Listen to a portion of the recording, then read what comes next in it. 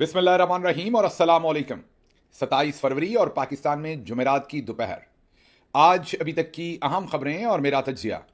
सबसे पहली खबर आपके सामने इस्लामाबाद से रखते हैं, जहां पर army chief general Asim Munir साहब की जो रजीम है, उन्होंने अपोजिशन की कॉन्फ्रेंस पर पाबंदी लगा दी है। जी हाँ, अपोजिशन की जो तहरीक तहफ़्फ़ुज़ आइन के तहत एक कॉन्फ्रेंस हो रही थी, जिसका कल पहला दिन था, जिसमें अपोजिशन रहनुमाओं ने और बहुत सारे सहाफ़ियों ने खिताब किया था, और वो लेजेंड्स होटल के अंदर हो रही थी।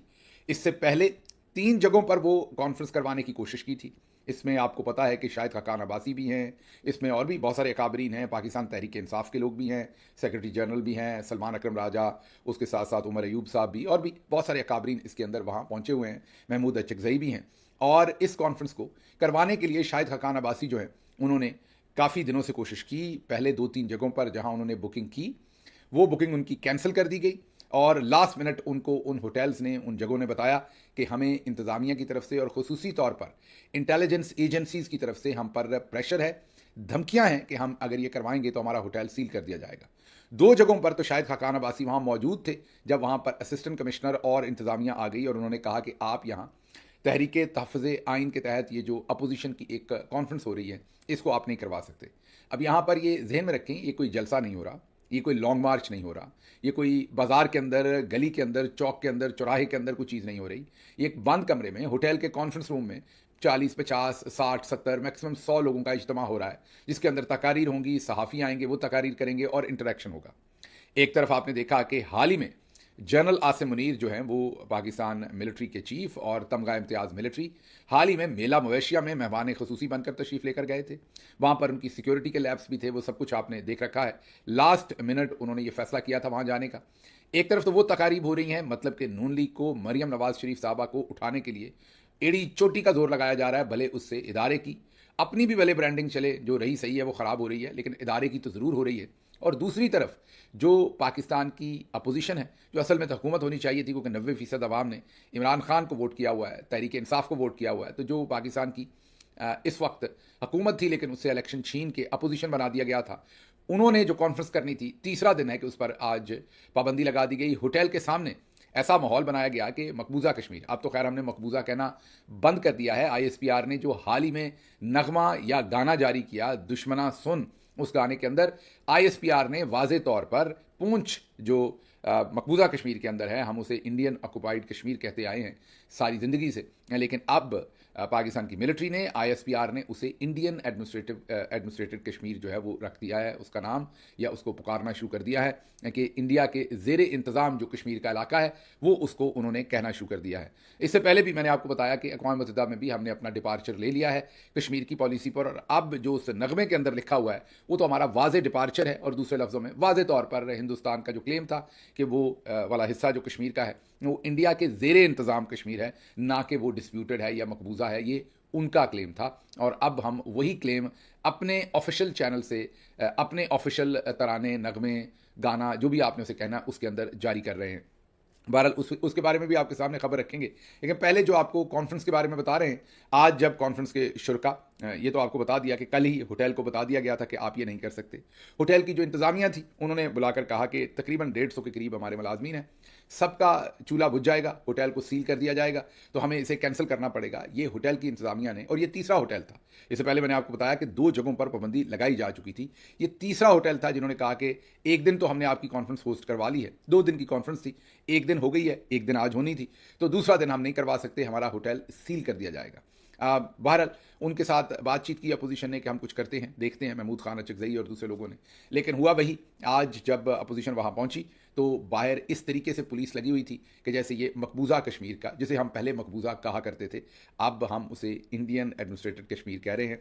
और उस इलाके की तस्वीर लग रही थी कि अब तो खैर वहाँ भी ऐसा शायद ना होता हो, लेकिन उस तरीके से वहाँ बाहर भारी पुलिस और रेंजर्स लगी हुई थी। जी हाँ, ये वही रेंजर्स जो आग से खेलने के करतब दिखा रही थी। अब पता नहीं यहाँ पर रेंजर्स डिप्यूटेड थी कि नहीं, लेकिन एफसी होगी, डिप्यूटेड नहीं होगी अगर रेंजर, तो एफसी नहीं तो इस्लामाबाद पुलिस होगी। मीन थ्रेड तो एक ही जगह से हिलता है, आगे यूनिफॉर्म जो भी हो, पीछे हुक्म तो एक ही होता है। तो हाल ही में आपने देखा कि मरियम साहबा के सामने वही पाकिस्तान रेंजर्स के जवान जो है वो आग के साथ खेल कर करतब दिखा रहे थे, और यहाँ पर कौम को क्या देखने में मिल रहा है, वो आप लेजेंड्स होटल जो है उसको मेला मवेशियाँ के जो मेहमान खसूसी थे उन्होंने ब्लॉक करवा दिया है, उसे इलाका गैर बनवा दिया है। और जो अपोजिशन रहनुमा है, कोई बेचारा गेट प्लान के अंदर जाने की कोशिश कर रहा है, किसी ने रिसेप्शन या बाहर गेट पर ही फिर महमूद खान चकजई ने गालिबन तलावत करके और वहीं पर कॉन्फ्रेंस शुरू कर दी। अभी क्योंकि ये डेवलपिंग स्टोरी है, इस वक्त जब मैं ये रिकॉर्डिंग कर रहा हूँ पाकिस्तान में तकरीबन दोपहर के 12:30 बज रहे हैं, और इस वक्त क्योंकि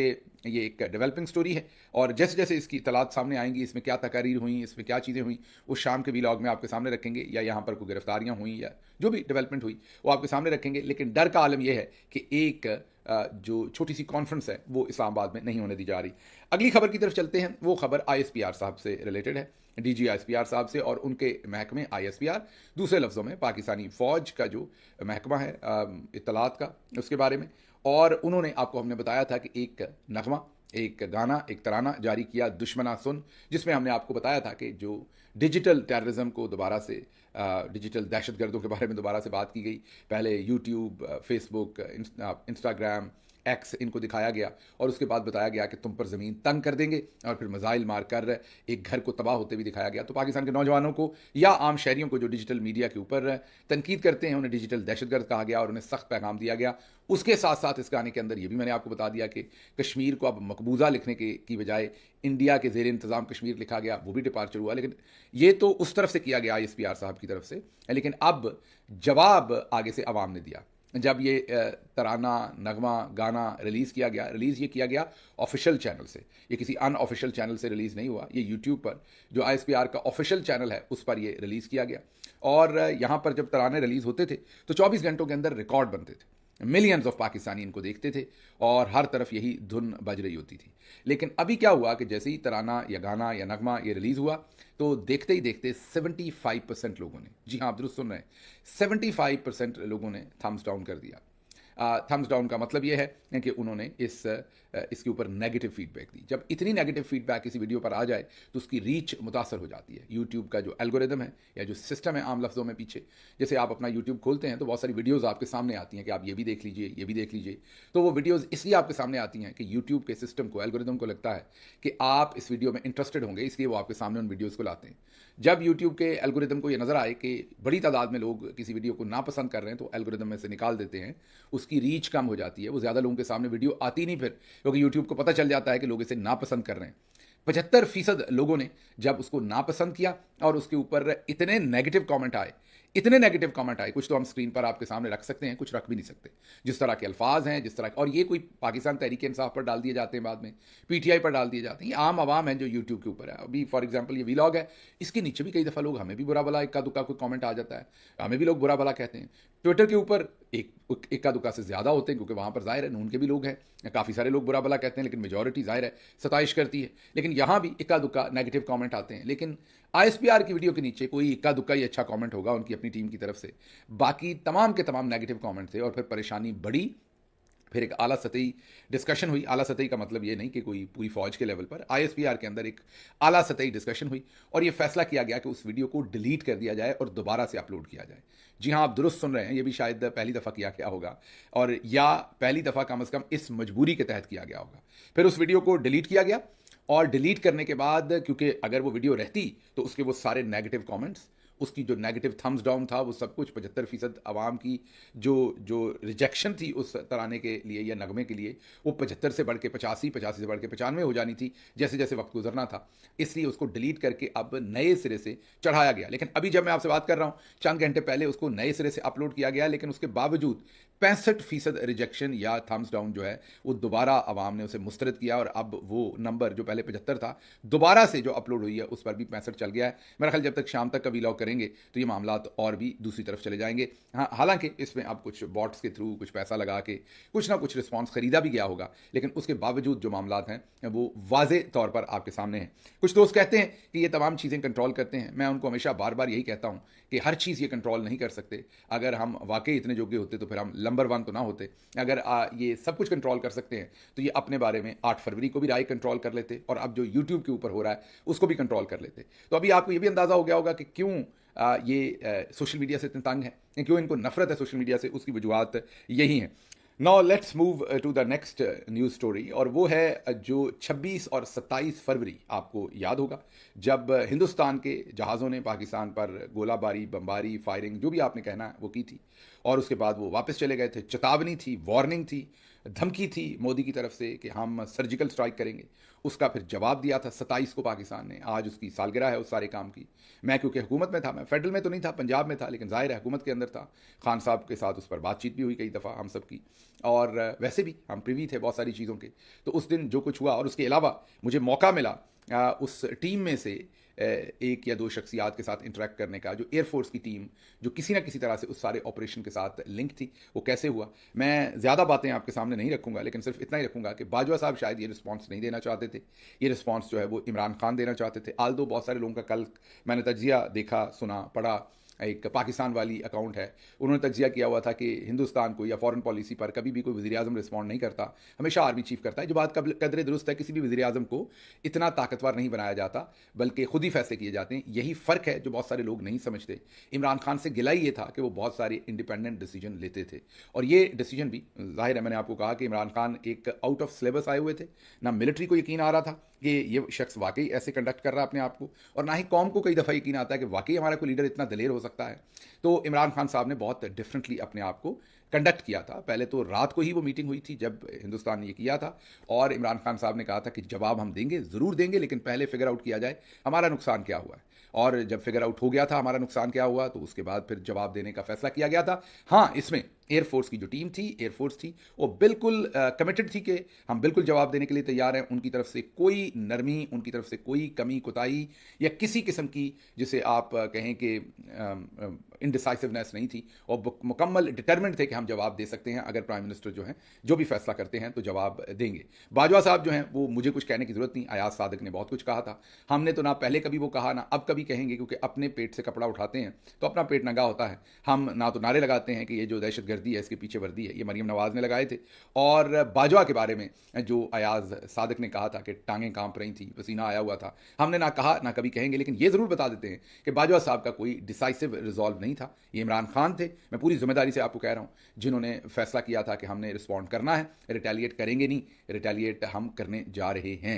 और उसके बाद फिर पाकिस्तान ने रिटेलिएट किया था। Rest is the history. और इसकी गवाही मरहूम जो सज्जाद हैदर, एक मायानाज पाकिस्तान के रिटायर्ड एयरफोर्स से एयर कमोडोर, अपने ट्वीट में, अब तो वो वफात पा चुके हैं, हाल ही में उनकी वफात हुई है चंद हफ्ते पहले, अल्लाह उनके दर्जात बुलंद करे, वो अपनी ज़िंदगी में एक ट्वीट करके इसके ऊपर गवाही और मोहर लगा चुके हैं। और वो कोई आम सिविलियन नहीं थे, एयरफोर्स के मामला को जानने वाले, मौजूदा जितने भी एयर मार्शल्स हैं, वाइस एयर मार्शल्स हैं, वो तमाम उनके किसी न किसी तरह से शागिर्द या जूनियर्स रहे हैं। उनका बड़ा एहतराम था, बहुत ही वो एक बेहतरीन पाकिस्तानी थे, बेहतरीन सोल्जर थे, और वो गवाही अपनी ज़िंदगी में देके गए हुए हैं कि किस तरीके से इमरान खान साहब ने उस दिन भी बहादुरी की दास्तान जो है वो रकम की।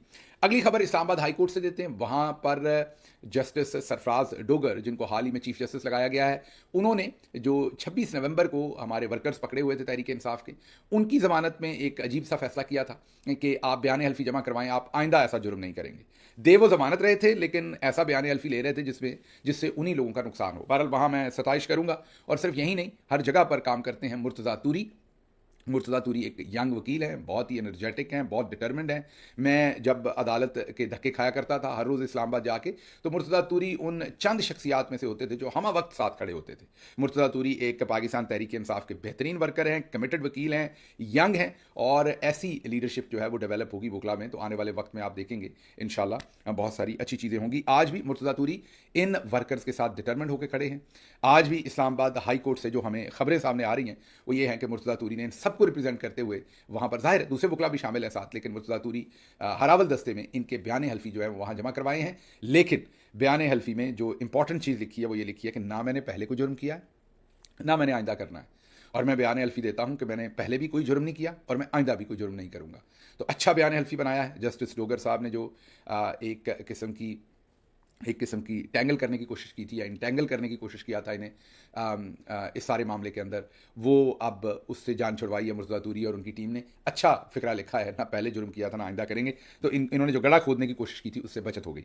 अगली खबर है प्रॉपर्टी पर टैक्स वापस, प्रॉपर्टी डीलरों के टाउट्स की खबर। प्रॉपर्टी डीलर तो आपको पता है कि कई तरह के हैं, बिजनेसमैन भी हैं, फिर अब हमारे बड़े बड़े जर्नैल भी तो प्रॉपर्टी डीलर हैं। जितना हम प्रॉपर्टी में काम करते हैं सबसे ज़्यादा इंटरेस्ट तो बल्कि है ही उनका। तो उनको अब होश आया है कि प्रॉपर्टी हमने तबाह कर दी है। आपको याद होगा कोविड में इमरान खान ने कैसे जहां डिफरेंट सेक्टर्स को बचाया था, उसमें से एक प्रॉपर्टी का सेक्टर भी था। तो अब ये कहते हैं कि प्रॉपर्टी टैक्स जो है हम वापस ले रहे हैं। लेकिन मैं सिर्फ आपको यही बता देता हूं इसमें कि प्रॉपर्टी टैक्स अगर ये वापस ले भी लेते हैं तो प्रॉपर्टी अब नहीं उठने वाली। लोगों को लगेगा कि उठेगी, लेकिन नहीं उठने वाली। लोग अपना कॉन्फिडेंस लूज़ कर गए हैं। लोग अपना अपना जो एक एतमाद होता है, जो एक किसी भी मार्केट के अंदर सर्टेनिटी होती है जिसकी वजह से बिजनेस चलता है, वो ख़त्म हो गई है।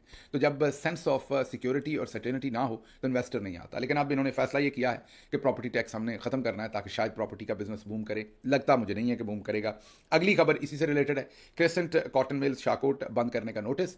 एक तरफ 60 पेजेस का मरियम नवाज के वो तमाम मामलात आपके सामने रखे गए हैं और दूसरी तरफ सैकड़ों लोग बेरोजगार हुए हैं। ये एक फैक्ट्री की हम बात कर रहे हैं। इससे पहले भी हम आपके सामने रख चुके हैं ये बात कि तकरीबन जो 500 के करीब टेक्सटाइल मिले हैं पाकिस्तान में, उनमें से 187 बंद हो चुकी हैं। जी हाँ, 187, और उनमें से 147 पंजाब से हैं। अब एक और मिल क्रेसेंट कॉटन मिल्स शाहकोट जो है उसके बंद होने का नोटिस ये मिल इंतजामिया की तरफ से आपके हम सामने रख रहे हैं, दिखा रहे हैं।